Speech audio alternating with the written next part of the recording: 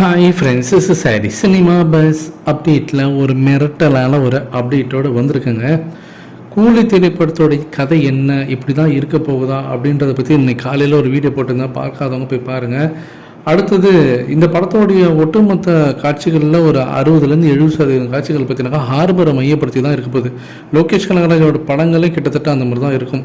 அதாவது நீங்கள் மாஸ்டர் படம் எடுத்துக்கிட்டீங்கன்னாக்கா அந்த ஒரு ஸ்கூலை மையப்படுத்தியே தான் முக்கால்வாசி சீன் வரும். கார்த்தியோடைய அந்த கைதி திரைப்படம் எடுத்துட்டாங்க, அந்த லாரி சுற்றியே தான் படம் நகர்ந்துருக்கும், லாரியை தான் காட்டினுப்பாங்க கடைசி வரைக்கும். அதே மாதிரி தான் அவருடைய எல்லா படங்களும் ஒரு பாணியில் இருக்கும். அந்த மாதிரி தான் இந்த படமும் இருக்க போகுதா? ஏன்னா இந்த சமீபத்தில் இப்போ ஹோலி பண்டிகை அன்னைக்கு சன் பிக்சர்ஸ் அஃபிஷியலாக வெளியிட்ட அந்த ஷூட்டிங் ஸ்பாட் ஸ்டில் எடுத்து பார்த்தாலே தெரியும். ரஜினி சாரோடைய அந்த புகைப்படம் வந்து அவரோட பிறந்தநாள் அன்னைக்கு வந்து அந்த பாடல் காட்சிகள் பின்னணியில் இருக்கக்கூடிய இடமா இருந்தது. அதே போல் கன்னட ஸ்டார் பார்த்தீங்கன்னாக்கா அவருடைய பேக்ட்ராப்லாம் பார்த்தீங்கன்னாக்கா முழுக்க அதே மேன்ஷன், அதே அந்த பாடல் பேக்ட்ராப்பில் சுற்றி தான் இருக்குது, அந்த லாட்ஜை சுற்றி தான் இருக்குது. இப்போ இவங்க ரெண்டு பேரும் ஒரே இடத்துல குடியிருக்கிறவங்களா இருக்கிறாங்களா, நண்பர்களாக இருப்பாங்களா அப்படின்ற மாதிரி தான் இருக்குது உபேந்திராவோடைய இதெல்லாம் பார்க்கும்போது. அப்படியே ஆப்போசிட்டில் பார்த்தீங்கன்னாக்கா இந்த பக்கம் நாகார்ஜுனா அவரோட பேக்ட்ராப்ஸில் வந்து ஹார்பர் தான் தெரியுது. அதே போல் அந்த மலையாளம் நடிகர் அவர்களுடைய அந்த பேக்ட்ராப்ஸில் பார்த்தாலும் அந்த சுபின் அவர்கள் பேக்ட்ராப்ஸில் பார்த்தாக்கா கண்டெய்னர்லாம் இருக்குது, அதுவும் ஹார்பர் தான் இருக்குது.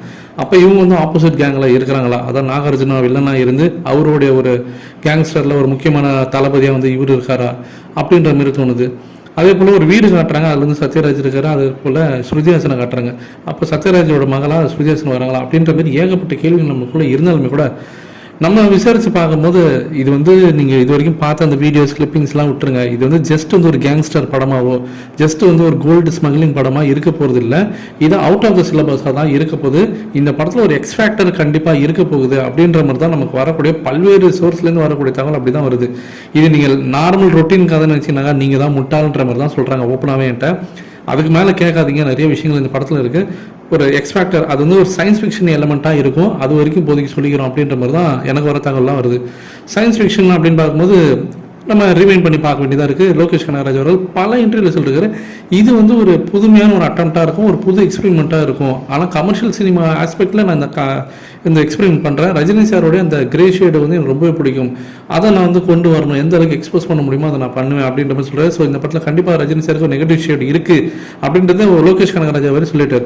அதே போல் இது வந்து ஒரு சினிமாட்டிக் மார்வலாக இருக்கும், ஒரு பெரிய ஒரு எக்ஸ்பீரியன்ஸாக இருக்க போதுன்னு தான் இந்த கோலிவுட் வட்டாரத்தில் இருக்கிறவங்க எல்லாருமே சொல்கிறாங்க. அப்போ இது ஜஸ்ட் வந்து ஒரு கேங்ஸ்டர் கதை, ஜஸ்ட் வந்து ஒரு ஸ்மக்லிங் கதையாகவும் இருக்க போதில்லை. இது வரைக்கும் ரஜினி சார் பண்ணாத ஒரு கதை அப்படின்ற மாரி லோகேஷ் கனகராஜ் அவர்கள் பல இடத்துல சொல்லியிருக்காரு. அப்போ ரஜினி சார் இது வரைக்கும் எல்லா விதமான படமும் பண்ணிட்டார். பேய் கதையில் ஆரம்பித்து சயின்ஸ் ஃபிக்ஷன் 2.0 படம் வரைக்கும் எல்லாமே பண்ணிட்டார். அப்போ அவர் பண்ணாத ஒரு கதை ஹிஸ்டாரிக்கல் சப்ஜெக்ட்லேருந்து எல்லாம் பண்ணி வச்சிருக்கும்போது இது வரைக்கும் அவர் பண்ணாத கதை என்னன்னு பார்த்தீங்கன்னாக்கா டைம் ட்ராவல் இது வரைக்கும் ரஜினி சார் பண்ணதில்லை. அப்போ ஒருவேளை இந்த படம் வந்து ஸ்மக்லிங் கேங்ஸ்டர் அதெல்லாம் தாண்டி ஒரு சயின்ஸ் ஃபிக்ஷன் எலமெண்ட், அந்த எக்ஸ்பேக்டர் வந்து டைம் ட்ராவலாக தான் இருக்குமோ அப்படின்ற மாரி தோணுது. ஏன்னா ஒரே இடத்த வந்து மீண்டும் மீண்டும் ஒரு படத்தில் காட்ட போகிறாங்கனாக்கா அது டைம் ட்ராவலாக இருந்தால் மட்டும்தான் சுவாரஸ்யமாக நம்மளால் பார்க்க முடியும். அப்போ இந்த ஹார்பரை வச்சு ஏதோ ஒரு சம்பவம் மீண்டும் மீண்டும் நடக்க போதா அப்படின்ற மாதிரி இருக்குது. ரஜினி சாரே மல்டிவர்ஸில் ஏதாவது 2-3 ரஜினி சாரை காட்டுவாங்களா அப்படின்ற ஒரு கோணத்துலேயே நம்ம பார்க்க வேண்டியதாக இருக்குது. அப்படி என்ன புதுமையான ஒரு விஷயம் பண்ண போகிற ஒரு எக்ஸ்பெரிமெண்ட் அப்படின்ற மாதிரி கேள்வி இருக்குது.